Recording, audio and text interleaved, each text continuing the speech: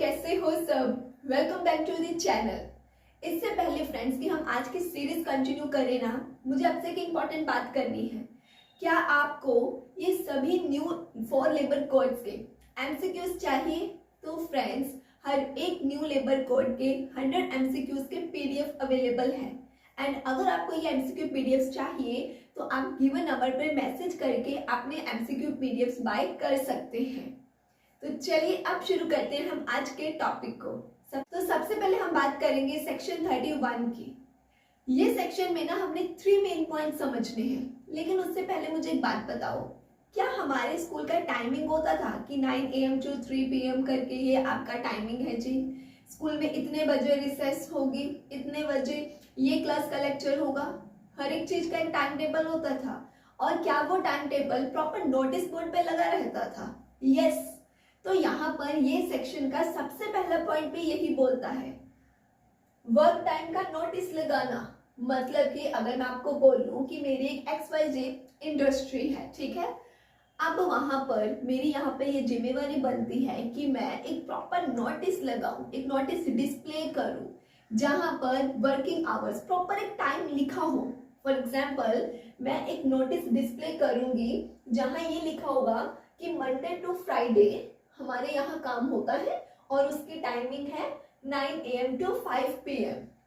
And साथ में हम वर्कर्स को लंच ब्रेक देते हैं 1 PM to 2 PM।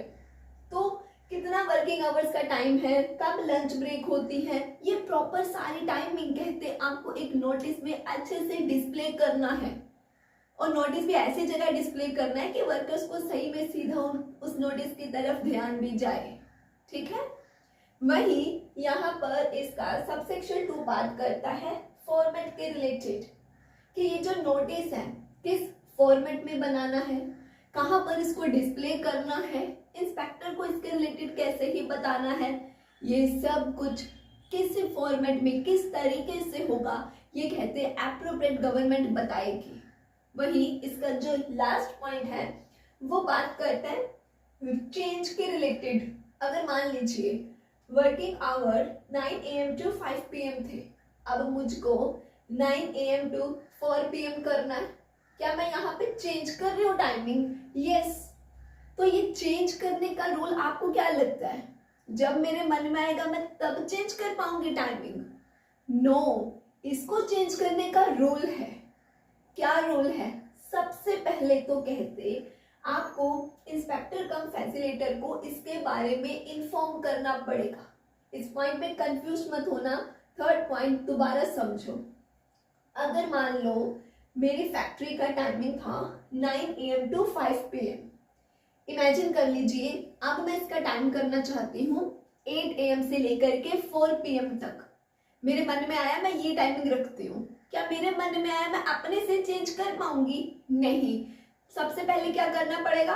हाँ जी, मुझे अब सबसे पहले इंस्पेक्टर कम फैसिलिटेटर को इसके रिलेटेड इन्फॉर्म करना पड़ेगा, उसके बाद ही मैं ये टाइमिंग चेंज कर पाऊंगी। चलो ठीक है, एक बार तो चेंज हो गया, मैंने जब इंस्पेक्टर कम फैसिलिटेटर को इन्फॉर्म करा टाइमिंग चेंज हो गया।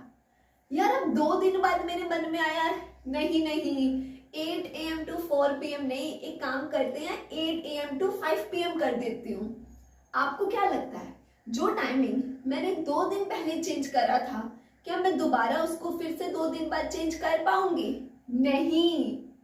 कब चेंज कर पाऊंगी? कम से कम 1 वीक के बाद। समझ गए? मतलब कोई भी टाइमिंग वर्किंग आवर है, अगर मैं उसको पहले तो चेंज करना है, इंस्पेक्टर कम फैसिलिटेटर को इन्फॉर्म करो, चेंज हो गया, अब आप फिर से चेंज करना चाहते हो तो कम से कम कहते 1 हफ्ते के लिए रुक जाइए। मतलब दोबारा टाइम चेंज करने में 1 वीक का गैप आना चाहिए। Is that clear to all? तो यही 3 सिंपल पॉइंट्स इस सेक्शन में बताए गए थे। आई होप आपको अच्छे से क्लियर हो गए। Now let's talk about section 32। Friends, ये सेक्शन के सारे पॉइंट्स ना ध्यान से समझना। सबसे पहले यहाँ पर जो सबसे पहला पॉइंट है वो बात करता है कि अगर मान लो मैं आपको बोलूं पिंकू है जो एक वर्कर है, ये क्या है, किसी भी एस्टैब्लिशमेंट में कोई भी फैक्ट्री इंडस्ट्री हो सकती है, यहाँ पर 180 डेज, या तो इसने 180 डेज काम करा या 180 डेज से अबव ज्यादा काम करा है, तो ऐसे केस में ना इसको पेड लीव मिलेगी। क्या मिलेगी फ्रेंड्स? पेड लीव मिलेगी। अगर मैं आपको बोलूं कि पिंकू ने एक फैक्ट्री में 200 डेज वर्क करा है, मुझे आप लोग बताइए क्या यहाँ पर पिंकू पेड लीव लेने के लिए एलिजिबल है? यस। क्यों? हाँ जी, क्योंकि उसने 180 डेज से ज्यादा काम करा है, इसीलिए पिंकू को पेड लीव यहाँ पे मिलेगी। ओके। अगर मैं आपको बोलूं जो टोमो है, टोमो ने 120 डेज काम करा है, क्या इसको पेड लीव मिलेगी? नो। व्हाई? हाँ जी, क्योंकि ये 180 डेज से कम दिन काम करा है टोमो ने। टोमो ने सिर्फ 120 डेज काम करा है, लेकिन कंडीशन बोलती है कि 180 डेज या उससे ज्यादा अगर आपने किसी फैक्ट्री में काम करा है तभी आप पेड लीव के लिए एलिजिबल होते हो। पहला पॉइंट क्लियर। सेकंड पॉइंट बात करता है लीव कैलकुलेशन के बारे में। लीव को कैलकुलेट करने का जो रूल है ना, उसके बारे में बताया गया है। यहाँ पर अगर मैं आपको बोलूं पिंकू एक नॉर्मल वर्कर है, ऐसे केस में अगर पिंकू 20 डेज काम करता है तो 20 डेज के बदले में उसको एक लीव मिलेगी। अब इस पॉइंट में ना कंफ्यूज मत होना। देखो, पिंकू एलिजिबल तभी होगा अगर उसने 180 डेज या उससे ज्यादा वर्क करा है, तब वो पेड लीव के लिए एलिजिबल हो गया है। लेकिन पेड लीव मिलेगी कितनी? अगेन ये पॉइंट दोबारा ध्यान से सुनो, मैं कहना क्या चाह रही हूँ। जो पिंकू है ना फ्रेंड्स, अगर उसने टोटल 180 डेज वर्क करा है तो वो एलिजिबल हो गया कि हाँ जी उसको पेड लीव मिलेगी। अब उसी पेड लीव को कैलकुलेट करने का रूल ये कहता है कि 20 दिन पर एक पेड लीव मिलती है, 20 दिन काम करने पर एक पेड लीव मिलेगी। समझ पा रहे हो इस पॉइंट को? ये बात है एक नॉर्मल वर्कर की। अब हम बात करेंगे एक अडोलसेंट वर्कर की। अगर एक पर्सन अडोलसेंट है और वो 15 डेज, तो उसको जो है 15 डेज काम करने पर एक लीव मिलेगी। अगर एक पर्सन माइन में बिलो ग्राउंड काम करता है तब उसको 15 डेज काम करने पर एक पेड लीव मिलेगी। तो ये सेकंड पॉइंट बोलता था। अब थर्ड पॉइंट और ध्यान से समझना ताकि आपको इसमें भी कोई कंफ्यूजन ना हो जाए। देखो फ्रेंड्स, थर्ड पॉइंट बोलता है, हमने बात करी थी ना कि 180 डेज या उससे ज्यादा दिन काम करना है आपको, तभी आप पेड लीव के लिए एलिजिबल हो जाते हो। लेकिन ये 180 डेज काउंट कैसे करते हैं? इनमें क्या क्या दिन इंक्लूडेड हैं? देखो फ्रेंड्स, हम सब जानते हैं एक तो वो दिन होते हैं जब एक्चुअली एक वर्कर आता है काम करने के लिए। मुझे एक बात बताइए, अगर कोई मैटरनिटी लीव पर है या ले ऑफ हो गया था या एनुअल लीव थी, क्या इसको भी हम ऐसे ही मान करके चलते हैं कि वो उस बंदे के काम के ही दिन है? राइट? ठीक है। तो इसीलिए बहुत इंपॉर्टेंट पॉइंट है, ध्यान से सुनना। इसीलिए कहते जब हमने ये काउंट करना है कि पिंकू ने 180 डेज वर्क करा है या नहीं, उस दौरान जब पिंकू एक्चुअल में काम कर रहा था, खुद वो मौजूद था काम करने के लिए अपनी फैक्ट्री में, हम वो डेज पे काउंट करेंगे। अगर मान लीजिए कंपनी ने ही ले ऑफ करा था, हम यही मान के चलेंगे पिंकू ने काम करा, तो इन 180 डेज में ले ऑफ के दिन भी इंक्लूड होंगे। अगर मिसेस पिंकी मैटरनिटी लीव पर थी, वो भी इंक्लूड होंगे। एनुअल लीव थी, वो भी इसमें इंक्लूड होगी। तो ये सारे दिन भी इन 180 डेज को जब हमने काउंट करना है तो उसमें इंक्लूड होंगे। अब जो इंपॉर्टेंट पॉइंट है वो ये है, जो पेड लीव मिलनी है क्या वो, इसको ऐसे एग्जांपल से समझना। पिंकू ने ना फ्रेंड्स एक्चुअल वर्क करा था 160 डेज। मैटरनिटी लीव थी, मैटरनिटी लीव पिंकू की, मिसेस पिंकी की एग्जांपल ले लेते हैं। मान लीजिए मिसेस पिंकी ने एक्चुअल वर्क करा था 160 डेज, मैटरनिटी लीव थी 20 डेज की, ले ऑफ था 10 डेज का, एनुअल लीव थी 5 डेज की। जब हमने इनको प्लस करा तो टोटल 195 आया। ठीक, मुझे बताइए ये सब दिन इंक्लूड करके 195 डेज बन गए। रूल क्या बोलता है? 180 डेज या उससे ज्यादा तो आप पेड लीव के लिए एलिजिबल। मुझे जल्दी से बता दीजिए क्या यहाँ पर मिसेस पिंकी, क्योंकि 195 डेज बन गए हैं, क्या वो पेड लीव के लिए एलिजिबल है? यस, वो एलिजिबल है। अब आता है मेन बात जो आपको समझनी है।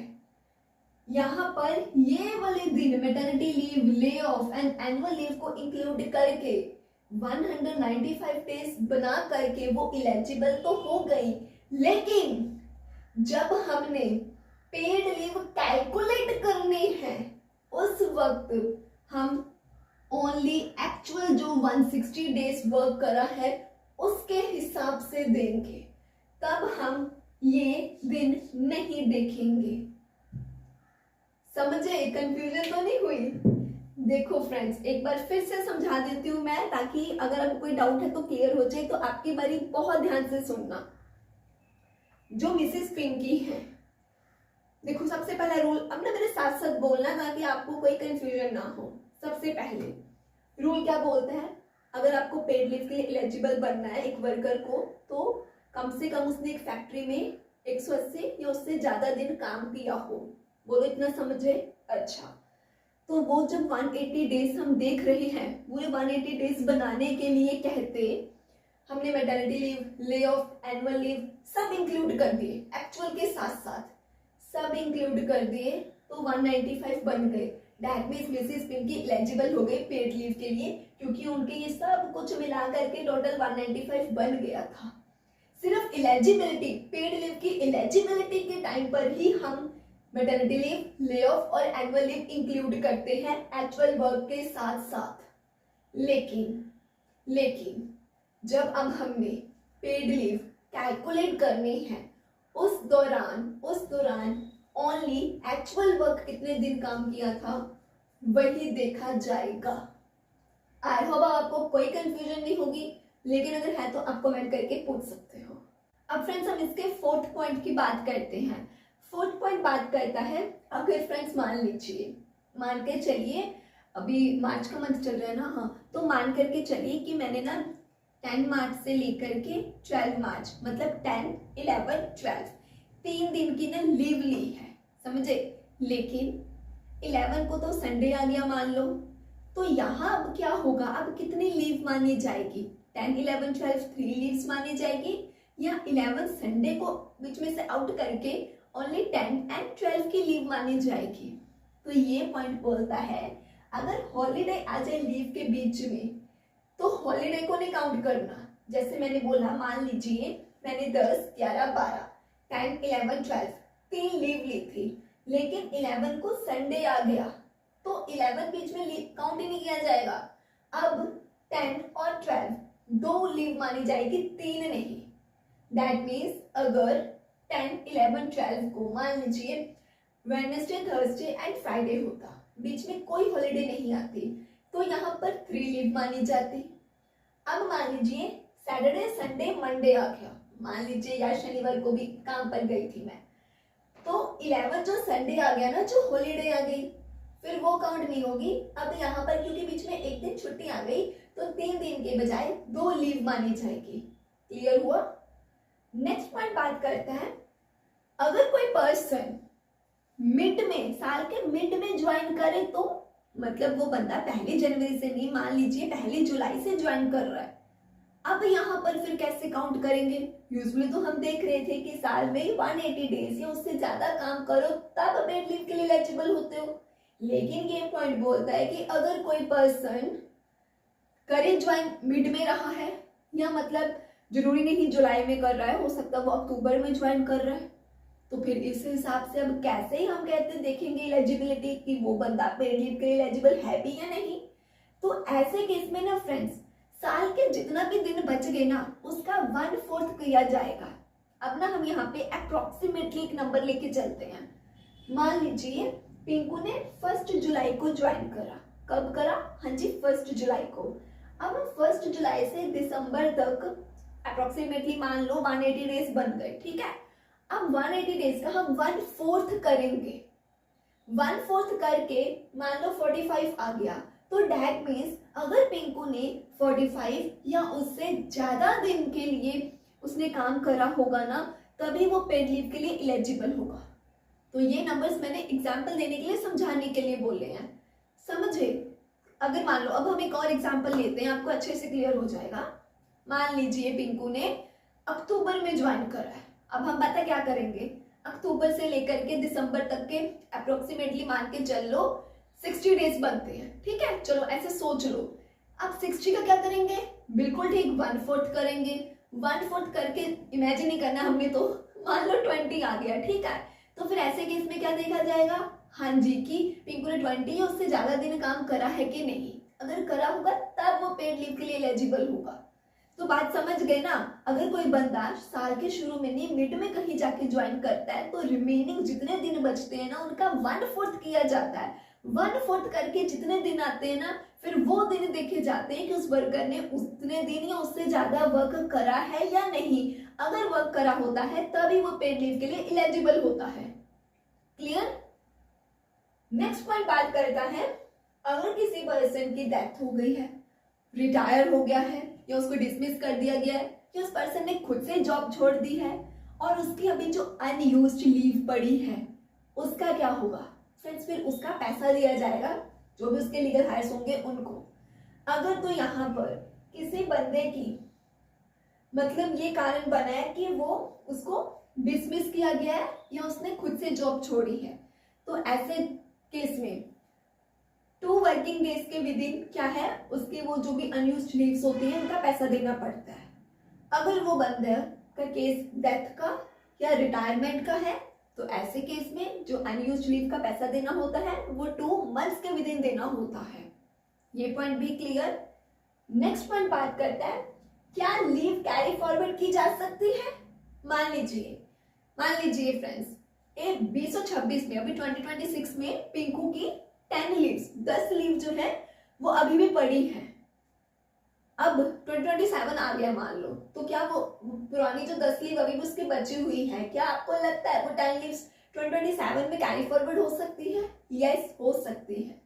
फ्रेंड्स, यहाँ पर जितनी भी लीव्स बची होती है ना वो कैरी फॉरवर्ड हो सकती है, लेकिन मैक्सिमम 30 डेज तक की ही हो सकती है, उससे ज्यादा नहीं। अगर मान लो पिंकू बोले मेरी तो 50 लीव पड़ी है, तो भाई 2027 में तेरी 50 लीव नहीं कैरी फॉरवर्ड होगी, मैक्सिमम 30 डेज की होगी, ठीक है।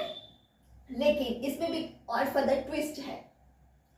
अगर फ्रेंड्स एम्प्लॉयर लीव डिनाई कर दे, ऐसे केस में फिर जो कैरी फॉरवर्ड होगा वो बिना किसी लिमिट के होगा।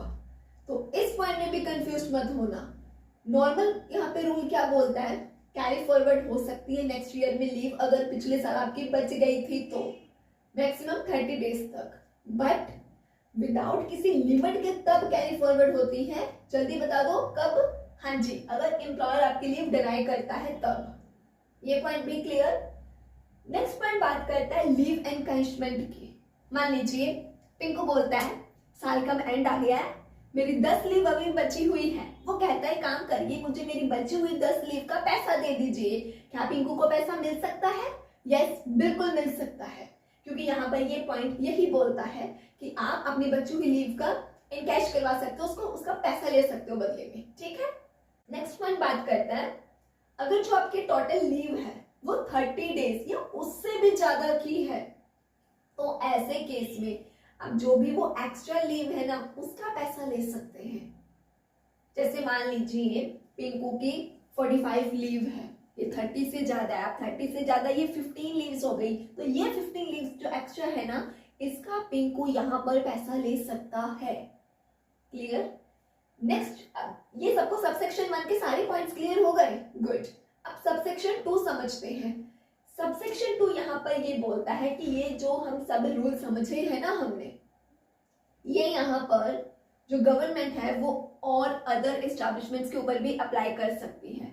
एक पॉइंट याद रखना, ये जो रूल है ना गवर्नमेंट रेलवे एस्टैब्लिशमेंट्स, फ्रेंड्स कौन से, हाँ जी, रेलवे एस्टैब्लिशमेंट के ऊपर अप्लाई नहीं करती है, ठीक। लास्ट सबसेक्शन इसका बात करता है, आप सुनो, मान के चलिए, इमेजिन करिए खुद को आप एक माइन वर्कर हैं। कहाँ के वर्कर हो, माइंस के वर्कर हो। मान लीजिए ये कोड, मान करके चलिए ये कोड क्या बोलता था कि अगर एक माइन में वर्कर बिलो ग्राउंड वर्क करता है तो उसको 15 दिन पर एक लीव मिलती है, राइट। कोड ने यही बोला है। अच्छा, मुझे एक बात बता दीजिए, आपका माइंस का कोई अपना अग्रीमेंट है या कोई कॉन्ट्रैक्ट है, या माइंस एक्ट की अगर मैं बात कर लूं, जस्ट समझाने के लिए एग्जांपल दे रही हूँ। मान लीजिए कि कॉन्ट्रैक्ट में लिखा हुआ है कि माइन में अगर कोई बंदा बिलो ग्राउंड 10 दिन काम करता है तो उसको 1 लीव मिलेगी। मुझे बताइए वर्कर को कहाँ बेनिफिट मिल रहा है? ये कोड के अकॉर्डिंगली जो कहता है कि 15 दिन अगर आप काम करते हो तो 1 लीव मिलेगी, या वो कॉन्ट्रैक्ट के अकॉर्डिंगली वर्कर को फायदा जो कहता है 10 दिन काम करो और 1 लीव? हाँ, वो कॉन्ट्रैक्ट के तहत बेनिफिट है। तो यहाँ पर सबसेक्शन 3 ये कहता है कि अगर माइंस के वर्कर को किसी और लॉ, किसी और एग्रीमेंट या किसी और कॉन्ट्रैक्ट के थ्रू ये वाले कोड से ज्यादा बेनिफिट मिल रहा है तो फिर वर्कर को वही फॉलो करने की मतलब जरूरत है जिधर बेनिफिट मिल रहा है। सिंपल है यार, जिधर फायदा है बंदा तो वही जाएगा ना। तो बस ऐसे याद रख लेना। समझ गए friends? So I hope section 32 भी clear. Now let's talk about section number 33। Friends यहाँ पर इसका सबसे पहला पॉइंट ये बोलता है रजिस्टर, प्रॉपर रजिस्टर मेंटेन करना जरूरी है। अब उस रजिस्टर में क्या ही होगा, चलिए वो देखते हैं। तो यहाँ बताया गया है सबसे पहले तो उस रजिस्टर में ये होगा वर्क परफॉर्म्ड के रिलेटेड, मतलब कि उसमें ऐसा लिखा जाएगा कि जो पिंकू है वो मशीन ऑपरेटर है, चिंकू है वो अकाउंटेंट है। इस तरह से मतलब कि कौन सा वर्कर्स क्या काम परफॉर्म करते हैं, इन सब का एक प्रॉपरली रिकॉर्ड मेंटेन करना है आपको उस रजिस्टर में। सेकंड आपको कहते हैं वर्किंग आवर्स लिखने हैं कि हमारी फैक्ट्री में 9 AM to 5 PM तक काम होता है, इस तरीके से। Third point weekly rest day भी बताना है आपको। ये भी बताना है कि 7 दिन में हम 1 दिन संडे की छुट्टी देते ही देते हैं। अब कुछ फैक्ट्रीज होते हैं जैसे मान लो वहां पे संडे नहीं, वहां पे वेडनेसडे छुट्टी होती है। मतलब जिस दिन भी आप वीकली रेस्ट डे देते हो ना, आपको वो बताना पड़ेगा उस रजिस्टर में, वो भी मेंटेन करना है रिकॉर्ड। ठीक। नेक्स्ट वेजेस पेड, कि आप वर्कर्स को कितनी वेजेस देते हो, उसके स्लिप देते हो, रिसिप्ट देते हो, ये सब कुछ आपको बताना रहेगा, मतलब एक रिकॉर्ड बनाना पड़ेगा। इसके अलावा आप लीव देते हो, ओवर टाइम करवाते हो, अटेंडेंस लगाते हो, ये सब कुछ भी तो मेंटेन करना जरूरी है ना कि आप वर्कर से कितना ओवर टाइम करवाते हो, अगर करवाते हो तो कितना पे एक्स्ट्रा करते हो, ये सब कुछ का भी तो रिकॉर्ड बनाना पड़ेगा। ऐसे ही नेक्स्ट अगर एक एडोलसेंट एम्प्लॉयमेंट, मान लीजिए पिंकू 14 से लेकर के 18 14 to 18 ईयर्स के बीच का एक बच्चा है जो कि काम करता है, तो अगर आपके यहाँ एडोलसेंट वर्कर्स हैं तो उनका भी प्रॉपर रिकॉर्ड मेंटेन करना पड़ेगा उस रजिस्टर में। तो आप समझ गए ना कि कौन कौन से वो बातें हैं जो उस रजिस्टर में मेंटेन करनी जरूरी होती है, जिनका रिकॉर्ड बनाना जरूरी होता है। नेक्स्ट पॉइंट यहाँ पे बात करता है, ये तो भी हमने एक पॉइंट समझा जिसमें हमने ये देखा कि ये कुछ चीजें हैं जो उस रजिस्टर में होनी चाहिए। नेक्स्ट पॉइंट बात करता है यहाँ पर नोटिस डिस्प्ले के रिलेटेड। ये बात हम ऑलरेडी यहाँ पे हमने पहले भी समझी वीडियो की शुरुआत में भी कि नोटिस अच्छे से डिस्प्ले करना होता है, उसका क्या ही फॉर्मेट होगा, क्या ही मैनर होगा, वो गवर्नमेंट डिसाइड करती है। तो दैट मीन्स गवर्नमेंट के बताए हुए तरीके के अकॉर्डिंगली प्रॉपरली नोटिस डिस्प्ले करना रहता है। नेक्स्ट पॉइंट यहाँ पे बात करता है, अब नेक्स्ट पॉइंट है वेजेस की स्लिप के रिलेटेड। फ्रेंड्स मुझे एक बात बताओ, चाहे आप स्कूल में हो या कॉलेज में हो, क्या जब आप फीस देते थे आपको साथ में रिसिप्ट मिलती थी? बस ऐसे ही यहाँ पर भी कहते अगर आप अपने वर्कर्स को सैलरी वेजेस दे रहे हो ना तो आपको वो वेजेस की स्लिप भी देनी है। फ्रेंड्स अगर मैं यहाँ पे ये रजिस्टर की बात करूं जो हमने इसके पहले पॉइंट में समझा था, या मैं वेजेस की स्लिप के रिलेटेड बात करूं, ये चीज मैनुअली भी हो सकती है एंड इलेक्ट्रॉनिकली भी हो सकती है। मेन बात ये है कि होनी चाहिए, वेजेस की स्लिप भी होनी चाहिए एंड प्रॉपर रजिस्टर भी मेंटेन होना चाहिए। वो बात अलग है कि आप इसको इलेक्ट्रॉनिकली करते हैं या मैनुअली करते हैं, ठीक, बट होना जरूरी है। नेक्स्ट पॉइंट बात करता है जो कि लास्ट पॉइंट है रिटर्न्स फाइल के रिलेटेड। रिटर्न्स फाइल का मतलब इंस्पेक्टर कम फैसिलिटेटर को आपको रिटर्न सबमिट करनी होती है एंड उसमें होगा क्या, कहीं ना कहीं यही सब वर्किंग आवर्स से रिलेटेड, वेजेस के रिलेटेड, इन्हीं सब चीजों के रिलेटेड ही एक प्रॉपरली रिटर्न बनानी होती है जो कि कहते हैं इंस्पेक्टर कम फैसिलिटेटर को सबमिट करनी होती है। ये सेक्शन बहुत सिंपल था, आई होप आपको अच्छे से क्लियर हो गया। लेकिन उससे पहले मैं आपको एक बार फिर से याद करा दूं friends, all new for labour codes इनके अगर आपको 100 एमसीक्यूज के पीडीएफ चाहिए तो आप गिवन नंबर पे मैसेज करके अपने एमसीक्यूज के पीडीएफ बाय कर सकते हैं। कोई कंफ्यूजन ना हो तो उसके लिए मैं आपको एक बात बता दूं, हर एक कोड के अलग से 100 एमसीक्यू का पीडीएफ है, समझे। तो अगर आप ये चारों एमसीक्यूज के पीडीएफ बाय करते हैं तो आपके पास टोटल 400 एमसीक्यूज आ जाएंगे न्यू लेबर कोड के। तो अगर आप अपनी रिवीजन को और अच्छे से करना चाहते हो, एमसीक्यूज की प्रैक्टिस करना चाहते हो, तो आप एमसीक्यूज के पीडीएफ जरूर बाय करना। चलिए अब बात करते हैं नेक्स्ट सेक्शन की। Let's talk about section 34। Friends ये सेक्शन ना बड़े ध्यान से समझना, ठीक है। इसमें ना इंस्पेक्टर कम फैसिलिटेटर के बारे में बात करी गई है। यहाँ पर कहते हैं कि जो इंस्पेक्टर कम फैसिलिटेटर होता है ना, इसको एप्रोप्रिएट गवर्नमेंट, मतलब कि सेंट्रल या स्टेट गवर्नमेंट, जो भी एप्रोप्रिएट गवर्नमेंट है ना, वो इस बंदे को क्या है, कौन सा बंदा, हाँ जी, इंस्पेक्टर कम फैसिलिटेटर को अपॉइंट कर सकती है। एंड फ्रेंड्स ये जो इंस्पेक्टर होता है ना, ये इनकी मतलब क्या जुरिस्डिक्शन होगी, कौन से एरिया के लिए इनको अपॉइंट किया गया है, ये बात नोटिफिकेशन में प्रॉपरली दी जाती है। फॉर एग्जाम्पल अगर मान लीजिए पंजाब गवर्नमेंट जो है वो एप्रोप्रिएट गवर्नमेंट है एंड उन्होंने क्या करा है, मिस्टर ए को इंस्पेक्टर कम फैसिलिटेटर अपॉइंट करा है लुधियाना के लिए, तो डैट मीन्स मिस्टर ए का जुरिस्डिक्शन क्या हुआ, हाँ जी लुधियाना हुआ। तो इसका मतलब है ये सिर्फ अपने एरिया के रिलेटेड ही देखेंगे सब। ये यहाँ पर क्योंकि इनको लुधियाना के लिए अपॉइंट किया गया है, तो डैट मीन्स जलंधर से इनका कोई लेना देना नहीं, अमृतसर से इनका कोई लेना देना नहीं। समझ पा रहे हो। तो जिस इंस्पेक्टर को जिस जुरिस्डिक्शन के लिए अपॉइंट किया गया वो उसका बस उसी से लेना देना है, समझे।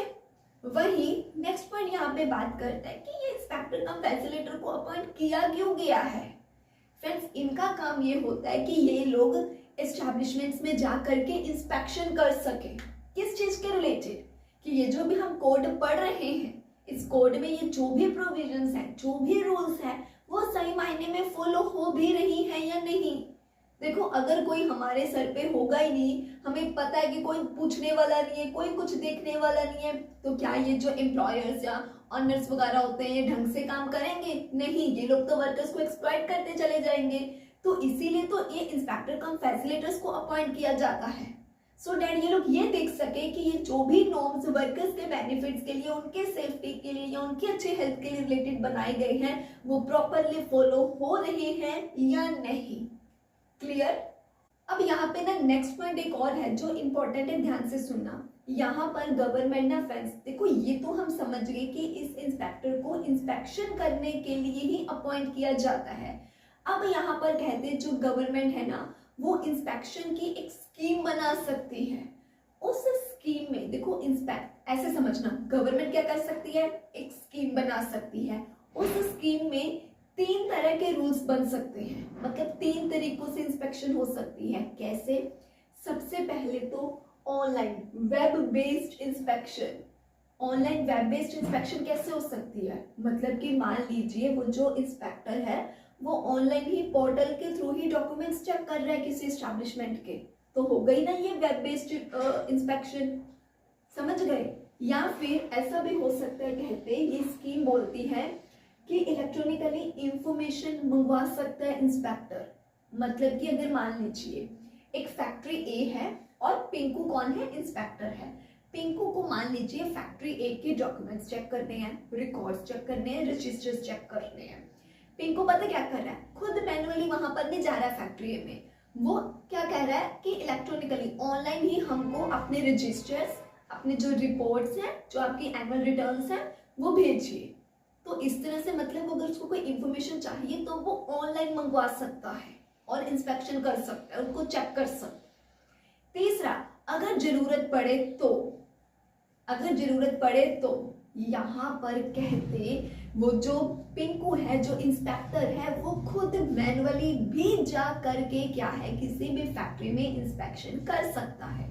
देसी लैंग्वेज में एग्जांपल देती हूँ, इसको तीनों पॉइंट्स को आप अच्छे से समझ पाओगे। मान लीजिए मिस्टर ए इंस्पेक्टर है, नंबर 1 वो वेब बेस्ड इंस्पेक्शन कर सकते हैं, मतलब कि मेरे यूट्यूब चैनल को मान लीजिए वो ऑनलाइन ही चैनल का नेम सर्च करके और चेक कर रहे हैं सारा। ये क्या कर रहे हैं, वो ऑनलाइन इंस्पेक्शन कर रहे हैं, कितनी वीडियोस हो गई हैं, कौन कौन सी प्लेलिस्ट बन रखी हैं, कौन कौन से कोर्सेज हैं, ये वो ऑनलाइन इंस्पेक्शन कर रहे हैं, ठीक है। अच्छा, नंबर 2 पॉइंट क्या बोलता है, वो मुझे मान लीजिए व्हाट्सएप नंबर क्योंकि दे रखा है, वो मैसेज करके बोलते हैं एक काम करिए, आपके जो भी पीडीएफ्स होते हैं ये सब हमको भेजिए ऑनलाइन। तो ये क्या हो गया, वो मुझसे कोई भी इंफॉर्मेशन इंस्पेक्शन करनी है तो वो ऑनलाइन मंगवा सकते हैं। समझ गए। तीसरा, वो क्या कर रहे हैं मिस्टर, ये जो इंस्पेक्टर है वो यहाँ स्टूडियो में ही आ गए, इस रूम में ही आकर के सब चेक कर रहे हैं, अच्छा ये लाइट है, ये ट्राइपॉड है, आप ऐसे काम करते हो, ऐसे एडिटिंग होती है, वो सब कुछ चेक कर रहे हैं। आप इस देसी लैंग्वेज के एग्जांपल से समझ गए कि एक इंस्पेक्टर कैसे कर सकता है, या तो वो वेब बेस्ड उनके पोर्टल्स वगैरह, वेबसाइट्स वगैरह ऑनलाइन ऐसे चेक कर रहा है, या फिर वो उनसे कोई भी डॉक्यूमेंट कुछ भी मंगवा सकता है ऑनलाइन जो भी चेक करना है, या वो मैन्युअली खुद भी जाकर के इंस्पेक्शन कर सकता है। वो कैसे भी कर सकता है इंस्पेक्शन, जैसा उसको ठीक लगे। अब वो कहीं ना कहीं हालातों के ऊपर, सर्कमस्टेंसेस, सिचुएशंस के ऊपर ही डिपेंड करता है। ठीक, ऐसे ही यहाँ पर क्लॉज 2 बात करता है रैंडम सिलेक्शन की। फ्रेंड्स, रैंडम सिलेक्शन कैसे, मतलब कि यहाँ पर ना कंप्यूटर ही मान लीजिए जो है, मैं देसी लैंग्वेज में समझाने की कोशिश कर रही हूँ, मान लीजिए कंप्यूटर ही ये सिलेक्ट कर रहा है, रैंडमली सिलेक्ट कर रहा है कि फैक्ट्री नंबर 91 को इंस्पेक्टर बी चेक करेगा, फैक्ट्री नंबर 55 को इंस्पेक्टर एफ चेक करेगा, रैंडमली वो सिलेक्ट कर रहा है। आपने एक बात नोटिस करी, यहाँ पे मैं सीक्वेंस में नहीं बोल रही कि factory 1 inspector A, factory 2 inspector B, नहीं, मैं क्या बोल रही हूँ, फैक्ट्री 55 को इंस्पेक्टर एफ चेक करेगा, मतलब रैंडम सिलेक्शन हो रहा है फैक्ट्री का भी और इंस्पेक्टर का भी। तो इस तरह से रैंडम सिलेक्शन भी हो सकती है। क्यों ये रैंडम सिलेक्शन क्यों जरूरी है, सो दैट बायसनेस ना हो सके, एक प्रॉपर फेयरनेस बनी रहे, कोई पार्शियलिटी टाइम काम ना हो जाए, इसीलिए कि किसी भी फैक्ट्री को इंस्पेक्शन के लिए किसी भी इंस्पेक्टर को बुलाया जा सकता है, तो रैंडम सिलेक्शन भी हो सकती है। समझे? तो आई होप आपको इतना भी क्लियर हो गया। वही अब फ्रेंड्स जो नेक्स्ट पॉइंट है ना, ये बात करता है यूनिक नंबर सिस्टम की, मतलब कि हर एक चीज को, फैक्ट्री को भी, इंस्पेक्टर को भी, इंस्पेक्शन को भी, इनको ना एक यूनिक आईडी दी जाती है। मान लीजिए फैक्ट्री का यूनिक आईडी नंबर है EST 1050, इंस्पेक्टर को INS 23, इंस्पेक्शन को INSP 202615। ये सब क्यों, सो दैट ये पता चल सके कि कौन सी फैक्ट्री की इंस्पेक्शन कब हुई थी और किस इंस्पेक्टर ने करी थी, कब एक फैक्ट्री की, मतलब कौन सी फैक्ट्री थी उसकी इंस्पेक्शन कब हुई थी, किस इंस्पेक्टर द्वारा हुई थी, ये बात हमें पता चल सके, इसीलिए एक यूनिक आईडी नंबर्स दिए जाते हैं, उससे ये पता चल जाता है कि कौन सी फैक्ट्री की इंस्पेक्शन कब किस इंस्पेक्टर द्वारा हुई थी। ऐसे ही रिपोर्ट अपलोड करनी होती है। अब जो भी इंस्पेक्टर है उसने जो भी इंस्पेक्शन करी है तो उसके एक रिपोर्ट तो बनाएगा ना, कहते हैं वो, उसको ऑनलाइन पोर्टल्स पर जो होते हैं अपलोड करनी होती है वो सारी रिपोर्ट। क्यों, सो दैट ट्रांसपेरेंसी बनी रहे। ऐसे जो स्पेशल इंस्पेक्शंस भी कई बार करनी पड़ जाती है, अगर मान लीजिए किसी ने कोई कंप्लेंट कर दी है, वर्कर ने कर दी है, किसी ने भी किसी भी फैक्ट्री किसी भी एस्टैब्लिशमेंट के रिलेटेड अगर कहते हैं कंप्लेंट करी है ना, तो फिर थोड़ी स्पेशल इंस्पेक्शन करनी पड़ती है। देखो मुझे एक बात बताओ, अगर मान लीजिए ये एक फैक्ट्री है, यहाँ पे नॉर्मली आया है बंदा इंस्पेक्शन करने के लिए, चलो देखाते हैं सब अच्छा भला है, सारे रूल्स फॉलो होते हैं कि नहीं, वो थोड़ा उसी हिसाब से माइंडसेट होगा उसका कि चलो थोड़ा देख लेते हैं। अगर उसको एक कंप्लेंट ही मिल जाए कि ये पर्टिकुलर फैक्ट्री है भाई जहां पे ऐसी हरकतें होती हैं, क्या माइंडसेट थोड़ा अलग है? हाँ जी, क्या यहाँ पे आप थोड़ी स्पेशल इंस्पेक्शन की जरूरत है? हाँ जी, समझे। नेक्स्ट पॉइंट बात करता है वर्क नेचर। फ्रेंड्स, वर्क की नेचर पर भी डिपेंड करता है कि इंस्पेक्शन कैसी होगी। मुझे एक बात बताओ, एक तरफ क्लॉथ शोरूम है या कपड़ों का शोरूम है, दूसरी तरफ एक केमिकल वाली कोई डेंजरस फैक्ट्री है, क्या दोनों की इंस्पेक्शन में जमीन आसमान का अंतर होगा? यस यार। क्या जिस तरीके से एक क्लॉथ, एक आम कपड़े के शोरूम की इंस्पेक्शन होगी, क्या उसी हल्के फुल्के तरीके से एक डेंजरस फैक्ट्री की इंस्पेक्शन होगी? नहीं। तो क्या यहाँ पर वर्क की नेचर के अकॉर्डिंगली डिपेंड कर रहा है कहीं ना कहीं की इंस्पेक्शन किस तरीके से होगी? यस। वही फ्रेंड्स, अब यहाँ पे नेक्स्ट पॉइंट बात करता है, ये जो नेक्स्ट सब सेक्शन है ना, कहते हैं एप्रोप्रिएट गवर्नमेंट ना चीफ इंस्पेक्टर कम फैसिलिटेटर को भी अपॉइंट कर सकती है। किसको फ्रेंड्स? हाँ जी, चीफ इंस्पेक्टर कम फैसिलिटेटर को भी एप्रोप्रिएट गवर्नमेंट अपॉइंट कर सकती है। ये भी किस एस्टैब्लिशमेंट के लिए अपॉइंट किया गया है, इसका भी क्या ही ज्यूरिस्डिक्शन होगा, मतलब क्या ही एरिया होगा, ये भी गवर्नमेंट ही नोटिफिकेशन के थ्रू बता देती है। एक और इम्पोर्टेंट पॉइंट यहाँ पे लो ना हमें ये भी अलो करता है, पता है क्या, वो जो चीफ इंस्पेक्टर कम फैसिलिटेटर है ना फ्रेंड्स, हो सकता है कि उसको ओनली पंजाब के लिए अपॉइंट किया गया है, मतलब वो सिर्फ और सिर्फ एक ही स्टेट की फैक्ट्रीज को इंस्पेक्शन करेगा। हो सकता है कि उसी मिस्टर ए को मल्टीपल स्टेट्स के लिए अपॉइंट कर दिया जाए कि आप सिर्फ पंजाब ही नहीं, पंजाब के साथ साथ मान लीजिए आप गुजरात को भी देख रहे हो, हिमाचल को भी देख रहे हो, राजस्थान को भी देख रहे हो, मतलब मल्टीपल स्टेट्स के लिए। या ऐसा भी हो सकता है कि मिस्टर ए को पूरे के पूरे इंडिया के लिए ही अपॉइंट कर दिया जाए as a chief inspector cum facilitator. समझे? तो यहाँ पर ये इंपॉर्टेंट पॉइंट मत भूल जाना कि ये जो चीफ इंस्पेक्टर कम फैसिलिटेटर होता है ना, इसको कहते एक स्टेट के लिए भी अपॉइंट किया जा सकता है, मल्टीपल स्टेट्स के लिए भी अपॉइंट किया जा सकता है, और पूरे इंडिया के लिए भी अपॉइंट किया जा सकता है। Clear friends? अब हम इसके सबसेक्शन 6 की बात करते हैं, जो ये कहता है कि अदर सीनियर ऑफिसर्स को भी गवर्नमेंट अपॉइंट कर सकती है। एक तो हमने देखा भी अभी कि चीफ इंस्पेक्टर कम फैसिलिटेटर को अपॉइंट कर सकती है, इन्हीं के साथ साथ और एडिशनल ऑफिसर्स जैसे कि additional chief inspector cum facilitator, joint chief inspector, deputy chief inspector या अदर ऑफिसर्स को भी गवर्नमेंट क्या है अपॉइंट कर सकती है, एंड इनके पास भी चीफ इंस्पेक्टर जैसी पावर्स होती है। एक और बात फ्रेंड्स, अभी तो हम ये बात कर रहे हैं कि ये जो भी एडिशनल मतलब ऑफिसर्स हैं इन्हें गवर्नमेंट अपॉइंट कर सकती है, चीफ इंस्पेक्टर का फैसिलिटेटर के साथ साथ इन्हें भी अपॉइंट कर सकती है। लेकिन एक बात मैं पिछले पॉइंट पे बताना भूल गई थी कि ये जो चीफ इंस्पेक्टर का फैसिलिटेटर को अपॉइंट किया जाता है ना फ्रेंड्स, इसके पास प्रिस्क्राइब्ड क्वालिफिकेशन एंड एक्सपीरियंस होना चाहिए, तभी उसको क्या है चीफ इंस्पेक्टर का फैसिलिटेटर अपॉइंट करती है एप्रोप्रिएट गवर्नमेंट। लेकिन अब सबसेक्शन 6 भी हमें यही बोलता है कि चीफ इंस्पेक्टर कम फैसिलिटेटर के अलावा और अदर एडिशनल ऑफिसर्स को गवर्नमेंट अपॉइंट कर सकती है, एंड इनके पास भी चीफ इंस्पेक्टर कम फैसिलिटेटर जैसे ही पावर्स होती है। क्लियर? सबसेक्शन बात करता है 7 ड्यूल पावर की। फ्रेंड्स, ये जो भी सबसेक्शन 6 में हमने देखे ना कि additional chief inspector, deputy chief inspector या ज्वाइंट चीफ इंस्पेक्टर या अदर एडिशनल ऑफिसर्स, इन सबके पास ना फ्रेंड्स ड्यूल पावर होती है, डबल पावर। कैसे? एक तो चीफ इंस्पेक्टर की पावर, एक हमने भी ये सेक्शन की शुरुआत में इंस्पेक्टर समझा था, इंस्पेक्टर कम फैसिलिटेटर। देखो बड़े ध्यान से सुनो, हमने ये सेक्शन में चीफ इंस्पेक्टर कम फैसिलिटेटर की बात भी करी है एंड इंस्पेक्टर कम फैसिलिटेटर की बात भी करी है।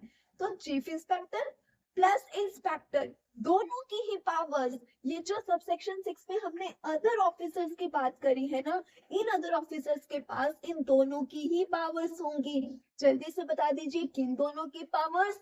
यस, चीफ इंस्पेक्टर की भी एंड इंस्पेक्टर की भी। क्लियर? सबसेक्शन 8 की बात करते हैं, ये बात करता है कॉन्फ्लिक्ट ऑफ इंटरेस्ट रूल की। देसी लैंग्वेज में समझाऊं सबसेक्शन 8 क्या बोलता है? अगर मान लीजिए मुझे कोई बोले कि आपको कॉमर्स स्टडी विद प्रतिभा करके जो यूट्यूब चैनल है ना, इसकी इंस्पेक्शन करनी है। अरे यार मेरा खुद का चैनल है, मैं इसके अगेंस्ट थोड़े कुछ बोलूंगी। तो दैट मींस इस चैनल के साथ मेरा डायरेक्टली इंटरेस्ट है, तो क्या मुझको चीफ इंस्पेक्टर या इंस्पेक्टर इसकी इंस्पेक्शन के लिए बनाया जाएगा? नो। तो इसका मतलब क्या समझे आप? इसका मतलब ये है सबसेक्शन 8 ये बोलता है कि कोई भी वो पर्सन जिसका उस वर्क प्लेस के साथ, उस एस्टैब्लिशमेंट के साथ डायरेक्टली या इनडायरेक्टली भी किसी भी तरीके से कोई भी लेना देना है, कोई भी इंटरेस्ट है, तो उसको चीफ इंस्पेक्टर, इंस्पेक्टर या फिर ये एडिशनल ऑफिसर कुछ भी अपॉइंट नहीं किया जाएगा। मतलब वो बंदा चीफ इंस्पेक्टर या इंस्पेक्टर या कोई भी एडिशनल ऑफिसर अपॉइंट नहीं हो सकता अगर उसका उस वर्क प्लेस, उस एस्टैब्लिशमेंट के साथ किसी भी तरीके से, चाहे डायरेक्टली या इनडायरेक्टली लेना देना है। समझ गए? सबसेक्शन 9 बात करता है एडिशनल इंस्पेक्टर्स की। फ्रेंड्स यहाँ पर भी वही बात है कि पब्लिक ऑफिसर्स के लिए गवर्नमेंट क्या है और एडिशनल इंस्पेक्टर्स को क्या है अपॉइंट कर सकती है, मतलब एक्स्ट्रा एडिशनल इंस्पेक्टर्स को। सबसेक्शन 10 बात करता है डेलीगेशन ऑफ पावर्स की। सबसेक्शन 10 किसकी बात करता है? हाँ जी, डेलीगेशन ऑफ पावर्स की। पावर को डेलीगेट करने का मतलब क्या होता है, बहुत अच्छे से समझते हैं। मतलब मेरे पास अगर पावर है यहाँ पर कि मैं वीडियो एडिट कर सकती हूँ, आपको कहते हुए काम करिए, आप अपने हिसाब से एडिट कर लीजिए। तो यहाँ पर क्या हो रहा है, मैं आपको अपनी पावर डेलीगेट कर रही हूँ। तो ये क्या होता है? हाँ जी, डेलीगेशन ऑफ पावर्स। तो यहाँ पर कहते हैं जो चीफ इंस्पेक्टर, मैं किसकी बात कर रही हूँ फ्रेंड्स? हाँ जी, चीफ इंस्पेक्टर कम फैसिलिटेटर जो है ना, वो इंस्पेक्टर कम फैसिलिटेटर को क्या है, पावर्स डेलीगेट कर सकता है। और तो और वो उसको किसी पावर से रोक भी सकता है। समझ गए? तो इसमें कंफ्यूज तो नहीं हो रहे आप चीफ इंस्पेक्टर एंड इंस्पेक्टर में? तो याद रखना, जो पावर डेलीगेट करता है ना, वो चीफ इंस्पेक्टर इंस्पेक्टर को करता है। समझे? लास्ट पॉइंट यहाँ पे बात करता है कि ये जितने भी पब्लिक सर्वेंट्स होते हैं, आप सब जानते हैं, ये जितने भी ऑफिसर्स होते हैं, इन सबको आईपीसी के सेक्शन 21 के तहत पब्लिक सर्वेंट माना जाता है। Clear? So I hope section 34 clear हो गया। Let's talk about section 35। फिर सेक्शन 35 में ना हम लोग पावर समझेंगे, इंस्पेक्टर कम फैसिलिटेटर की पावर्स क्या क्या है। तो यहाँ पर ना फ्रेंड्स, सबसे पहला सबसेक्शन 1 ना हमें बहुत सारे पावर्स बताता है इंस्पेक्टर कम फैसिलिटेटर की। सबसे पहली जो पावर है फ्रेंड्स, वो ये है एंटर वर्क प्लेस। मतलब मान लीजिए मिस्टर ए इंस्पेक्टर का फैसिलिटेटर है एंड उनको लगता है मतलब कि ये जो बिल्डिंग है ना, यहाँ पे इलीगल वर्कशॉप चल रही है। आप वो जा सकते हैं यहाँ पर, वो अपनी प्रॉपर सारे अपने ऑफिसर्स के साथ एंट्री मार सकते हैं मस्त, और जाकर के देख सकते हैं कि क्या सच्ची में इलीगल वर्कशॉप चलती है या नहीं। मतलब जरूरी नहीं कोई इलीगल काम हो रहा है या नहीं, यही देखना है। अगर उनको लगता है कि उनको जाना है, इंस्पेक्शन करना है, देखना है रूल्स फॉलो होते हैं या नहीं, वो जा सकते हैं। ठीक। नेक्स्ट पॉइंट बात करता है, वो इंस्पेक्शन कर सकते हैं किसी भी एस्टेब्लिशमेंट के, कोई भी रिकॉर्ड्स चेक करने हैं, डॉक्यूमेंट्स चेक करने हैं, बड़े आराम से कर सकते हैं। कोई मशीनरी चेक करनी है, कोई इक्विपमेंट चेक करना है, उन्हें कोई रोक नहीं सकता है। थर्ड पॉइंट बात करता है, अगर उनको मान लो कोई एक्सीडेंटल इंक्वायरी करनी है, मान लीजिए एक फैक्ट्री है, वहां पे गैस लीक करी है, एक हादसा हुआ है, अब अगर वो उस हादसे के रिलेटेड इंक्वायरी करना चाहते हैं कि ये जानबूझ के करा गया था, नेग्लिजेंस से हुआ, क्या कारण बना, क्यों एक्सीडेंट हैपन हुआ, वो इंक्वायरी करने जा सकते हैं, प्रॉपर सारी इंक्वायरी कर सकते हैं। ठीक। नेक्स्ट पॉइंट बात करता है प्लांटेशन इंस्पेक्शन के रिलेटेड। प्लांटेशन इंस्पेक्शन बोले तो जैसे टी गार्डन, ठीक है, तो यहाँ पर भी अगर ये क्रॉप्स वगैरह की इंस्पेक्शन करना चाहते हैं, कोई डॉक्यूमेंट मंगवाना चाहते हैं, तो ये सब कर सकते हैं चेक। नेक्स्ट पॉइंट बात करता है अवेयरनेस एंड गाइडेंस के रिलेटेड। फ्रेंड्स मतलब जरूरी नहीं है कि हर बार जो मिस्टर ए इंस्पेक्टर है ये मतलब इंस्पेक्शन ही करने जा रही है, ये यहाँ पे अवेयरनेस भी दे सकते हैं, गाइडेंस दे सकते हैं। किसको? एम्प्लॉयर को भी और वर्कर को भी। किस चीज के रिलेटेड अवेयरनेस? इस लॉ के रिलेटेड, कि कैसे, मतलब जैसे मान लीजिए वो एम्प्लॉयर को अवेयर कर सकते हैं, गाइड कर सकते, मतलब एम्प्लॉयर को वो गाइड कर सकते हैं कि आप कैसे इन रूल्स को अच्छे से फॉलो करें। वर्कर्स को वो अवेयर कर सकते हैं कि उनके हक के लिए वो कैसे बोल सकते हैं, उनके क्या क्या ही राइट्स हैं इस एक्ट के तहत। समझ गए? तो वो ये अवेयर एंड गाइडेंस का भी काम कर सकते हैं। नेक्स्ट पॉइंट बात करते हैं डॉक्यूमेंट से रिलेटेड। वो कोई भी रजिस्टर्स, कोई भी रिपोर्ट्स, रिटर्न्स, कुछ भी चेक कर सकते हैं, कुछ भी मंगवा सकते हैं। नेक्स्ट बात करता है सर्च एंड सीज के रिलेटेड। अब यहाँ पर भी अगर इंस्पेक्टर कोई भी मतलब उनकी फैक्ट्री में किसी भी एस्टेब्लिशमेंट में जाकर के कुछ भी सर्च करना चाहते हैं, वो कर सकते हैं। मान लीजिए जब वो सारी जांच पड़ताल कर रहे थे, उनको ये एक पर्टिकुलर जो कोई इक्विपमेंट है ये इलीगल लगा, सही नहीं लगा या कुछ भी, वो इसको सीज कर सकते हैं। समझ गए? तो वो किसी भी चीज को सर्च कर सकते हैं, सीज कर सकते हैं। नेक्स्ट पॉइंट बात करता है नो डिस्टर्बेंस। आप लोगों ने अक्सर देखा होगा, अच्छा सीआईडी तो ऑलमोस्ट सबने देखा होगा। आप लोग जानते हो ना कि अगर मान लीजिए ये एक एरिया में हादसा हुआ है, तो यहाँ पे वो उसको सील कर सकते हैं, है ना, या फिर ऐसे कोई बाउंड्री से बना देते हैं कि इसके इस मतलब इस बाउंड्री को कोई क्रॉस नहीं करेगा, या यहाँ से कोई सामान जैसा पड़ा है बिल्कुल वैसे रखोगे, कोई कुछ हिलाएगा नहीं, इसमें से किसी चीज को कुछ भी इधर से उधर नहीं करेगा, है ना। तो इस तरह से भी वो बोल सकता है कि नो डिस्टरबेंस। जस्ट इमेजिन करिए, जो मिस्ट्री इंस्पेक्टर है, ठीक है, वो आते हैं इंस्पेक्शन करने के लिए, एक एक्सीडेंट की इंक्वायरी करने के लिए। उनको लगता है कि ये एक एरिया में क्या है, ये दुर्घटना घटी है, तो यहाँ पे वो ऐसा बोल सकते हैं कि अब इस रूम में जब तक हम नहीं कहते कोई अंदर एंटर नहीं करेगा, या फिर यहाँ इस रूम में जो सामान जैसे पड़ा वो वैसे का वैसा रहेगा, कोई किसी सामान को इधर से उधर नहीं करेगा। इस तरह से भी वो कह सकते हैं, ठीक। नेक्स्ट पॉइंट बात करता है फोटो एंड फोटोज वीडियोस के एविडेंस के रिलेटेड। अगर मान लीजिए वो किसी भी चीज की फोटो लेना चाहते हैं, कोई रिकॉर्डिंग करना चाहते हैं, कोई वीडियो बनाना चाहते हैं, तो ये सब भी अलाउड है एविडेंस के रूप में। इस एरिया में मान लो इस एरिया की वो फोटो लेना चाहते हैं, वीडियो बनाना चाहते हैं, वो कर सकते हैं, आप उन्हें रोक नहीं सकते कहते हैं, ठीक है। नेक्स्ट पॉइंट बात करते हैं, आई नो आपको ये अच्छे से दिख नहीं रहा होगा, मुझे अच्छे से सुन लीजिए, ठीक है। नेक्स्ट पॉइंट बात करता है सैंपल्स के रिलेटेड। फ्रेंड्स सैंपल ले सकते हैं वो किसी भी चीज का, मतलब वो कोई भी सब्सटेंस, जैसे मान लीजिए कोई टॉक्सिक गैस है या कोई भी सब्सटेंस है, वो किसी का भी सैंपल ले सकते हैं, ठीक है। नेक्स्ट पॉइंट बात करते हैं यहाँ पे कि वो क्या है, मतलब कैसे समझो इस बात को, वो किसी भी सब्सटेंस के रिलेटेड कोई एक्शन ले सकते हैं। जैसे मान लीजिए ये कोई प्रोडक्ट है, ठीक है, इसको मान लीजिए इसकी सेंसिंग जरूरी थी, या इसको प्रॉपर्ली कंटेनर में रखना जरूरी था, एंड ऐसा नहीं करा हुआ, मतलब रूल फॉलो नहीं हुआ, तो वो इस प्रोडक्ट को टेम्पररी सीज कर सकते हैं। या हो सकता है उनको एक प्रोडक्ट है, उनको लगता है ये बहुत डेंजर सा कोई केमिकल लगता है, आई थिंक ये वर्कर्स के यूज के लिए गलत है, तो वो इसको टेस्ट करवा सकते हैं। तो मतलब कि वो किसी भी सब्सटेंस के रिलेटेड कुछ भी एक्शन ले सकते हैं। हो सकता है वो उस सब्सटेंस को मतलब टेस्ट करवाने के लिए भेज दे, टेम्पररी सीज कर दे, इस तरह से वो कोई भी एक्शन ले सकते हैं। ऐसा भी हो सकता है कि वो बोल दे कि आप इस प्रोडक्ट को, इस सब्सटेंस को यूज करने के बजाय इसका ये ऑल्टरनेटिव यूज करें और इसका यूज बंद करें। वो ऐसा भी बोल सकते हैं, किसी भी सब्सटेंस के रिलेटेड कोई भी एक्शन ले सकते हैं, एंड हम जानते हैं कि उनका एक्शन वर्कर्स के बेनिफिट के लिए होगा। जैसे मान लीजिए एक एम्प्लॉयर है, वो क्या है, इस केमिकल को यूज कर रहा है, ये जानते हुए भी कि वर्कर्स इसको यूज कर रहे हैं, तो वर्कर्स को बहुत ज्यादा डैमेज हो सकता है उनकी स्किन को, फिर भी वो ये केमिकल यूज करे जा रहा है, उसको लगता है मेरा काम बन रहा है ना, बस ठीक है।